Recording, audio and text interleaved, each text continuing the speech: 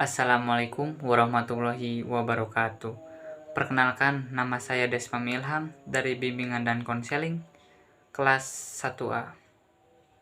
Saya akan menjelaskan tentang hakikat manusia dalam pandangan Islam. 1. Kajian hakikat manusia. Konsep manusia dalam pandangan Islam adalah konsep sentral bagi setiap disiplin ilmu sosial kemanusiaan yang menjadikan manusia sebagai objek formal dan materialnya.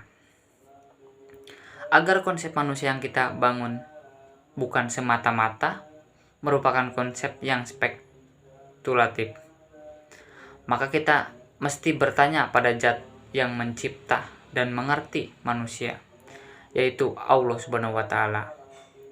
Melalui Al-Quran, lewat Al-Quran, Allah memberikan rahasia-rahasia tentang manusia. Secara etimologi, istilah manusia di dalam Al-Quran ada 4 kata dipergunakan, yakni Al-Insan, Al-Basyar, Bani Adam, Duriyat Adam, Al-Nas. Para ahli kerohanian Islam, atau lebih populer para ahli ilmu tasawuf, memandang manusia bukan sekedar makhluk lahir yang berakal, akan tetapi manusia yang merupakan seorang hamba Allah Ta'ala yang mempunyai 2 dimensi, lahiriah dan batiniyah.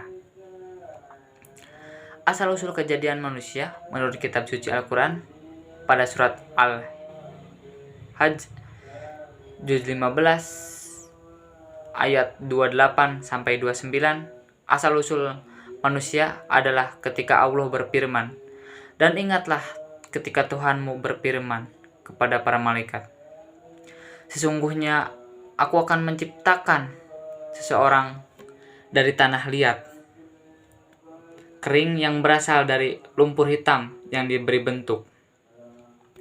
Maka apabila aku telah menyempurnakan kejadiannya dan telah meniupkan ke dalamnya ruh ciptaanku, maka tunduklah kamu kepadanya dengan bersujud." Proses kejadian manusia pertama, Adam. Dalam Al-Quran sudah dijelaskan bahwa Adam diciptakan oleh Allah oleh tanah yang kering, kemudian dibentuk yang sebaik-baiknya setelah sempurna. Maka Allah mentiupkan ruh kepadanya, maka dia menjadi hidup. Yang kedua, proses kejadian manusia, Siti Hawa. Pada segala sesuatu yang diciptakan oleh Allah di dunia ini selalu dengan keadaan berpasang-pasangan. Demikian pula halnya dengan manusia, Allah berkehendak menciptakan lawan jenis untuk dijadikan teman hidup atau bisa disebut dengan istri. Proses kejadian manusia ketiga, keturunan Adam dan Hawa. Kejadian manusia ketiga adalah kejadian semua keturunan Adam dan Hawa, kecuali Nabi Isa alaihissalam. Dalam proses ini dapat dilihat menurut Al-Quran dan Al-Hadis, dan dapat juga ditinjau secara medis. Dari penyajian di atas, dapat disimpulkan bahwa asal-usul manusia menurut Al-Quran adalah manusia itu berasal dari sari pati tanah yang berasal lumpur hitam dan setelah itu dibentuk. Dan dalam penciptaannya terdapat 3 proses bagaimana manusia di muka bumi ini, dan semua itu sudah dijelaskan dalam Al-Quran.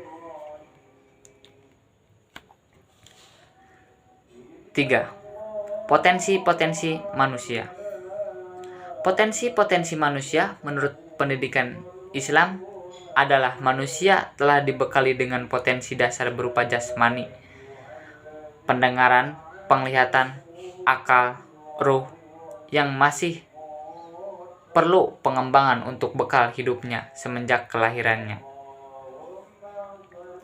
Perkembangan ini dipengaruhi oleh lingkungan, keluarga, masyarakat, sekolah. Proses pengembangan ini akan berlangsung seumur hidup dan bertujuan untuk menghambatkan diri kepada Allah Subhanahu wa taala. Jadi, potensi dasar tersebut dipengaruhi oleh lingkungan, faktor eksternal. Dalam proses pengembangan potensi pendidikan, Islam juga meletakkan prinsip kebebasan dan demokrasi yang memungkinkan manusia untuk bereaksi, mengembangkan potensi. Akan tetapi, kebebasan ini terikat dengan norma atau aturan yang berlaku di lingkungan masyarakatnya dan norma agama. Keempat, kelemahan-kelemahan manusia. Manusia itu suka membantah. Hal ini terungkap dalam Al-Quran surat Al-Kahfi ayat 54. Dan sesungguhnya kami telah mengulang-ulangi bagi manusia dalam Al-Quran ini bermacam-macam perumpamaan. Dan manusia adalah makhluk yang paling banyak membantah.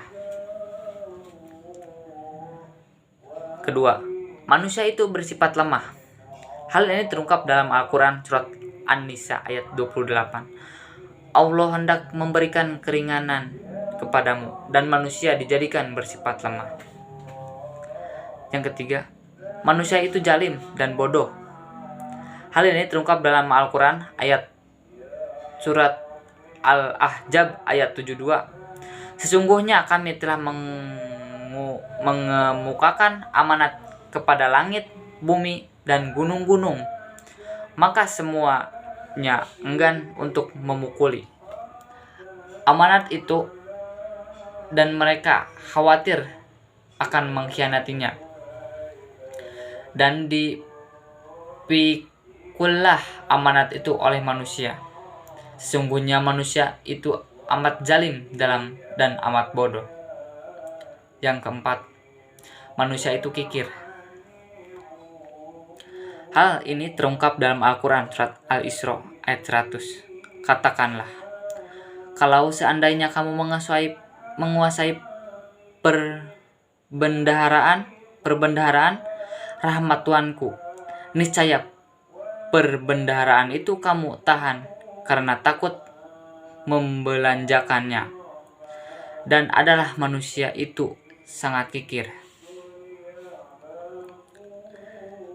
Kelima, kelebihan manusia atas makhluk lainnya. Dibanding makhluk lainnya, manusia mempunyai kelebihan-kelebihan. Itu membedakan manusia dengan makhluk lainnya. Kelebihan manusia adalah kemampuan untuk bergerak dalam ruang yang bagaimanapun, baik di darat, di laut, maupun di udara. Sedangkan binatang bergerak di ruang yang terbatas. Walaupun ada binatang yang bergerak di darat dan di laut, namun tetap saja mempunyai keterbatasan dan tidak bisa melampaui manusia. Mengenai kelebihan manusia atas makhluk lainnya dijelaskan surat Al-Isra ayat 70. Keenam, sifat-sifat manusia. Yang pertama, manusia itu lemah. Allah hendak memberi keringanan kepadamu dan manusia yang bersifat lemah. Quran surat An-Nisa ayat 28. Yang kedua, manusia itu gampang terperdaya. Hai manusia, apakah yang telah memperdayakan kamu berbuat durhaka terhadap Tuhanmu yang Maha Pemurah? Quran surat Al-Infitar ayat 6. Yang ketiga, manusia itu lalai. Bermegah-megahan telah melalaikan kamu. Quran surat At-Takasur ayat 1. Keempat, manusia itu penakut, dan sesungguh akan kami berikan cobaan kepadamu dengan sedikit kekuatan, kelaparan, kekurangan harta, jiwa, dan buah-buahan. Dan berikanlah berita gembira kepada orang-orang yang sabar. Quran surat Al-Baqarah ayat 155. Yang kelima, manusia itu bersedih hati. Sesungguhnya orang-orang mukmin, orang-orang Yahudi orang-orang Nasrani, dan orang-orang Sabin. Siapa saja di antara mereka yang benar-benar beriman kepada Allah hari kemudian dan beramal saleh, mereka akan menerima pahala dari Tuhan mereka. Tidak ada kekhawatiran kepada mereka dan tidak pula mereka bersedih hati. Quran Surat Al-Baqarah ayat 62. Yang keenam, manusia itu tergesa-gesa dan manusia mendoa untuk kejahatan bagaimana ia mendoa untuk kebaikan, dan adalah manusia bersifat tergesa-gesa. Quran Surat Al-Isra ayat 11. Yang ketujuh, manusia itu suka membantah. Dia telah menciptakan manusia dari mani. Tiba-tiba ia menjadi pembantah yang nyata. Quran Surat An-Nahl ayat 4.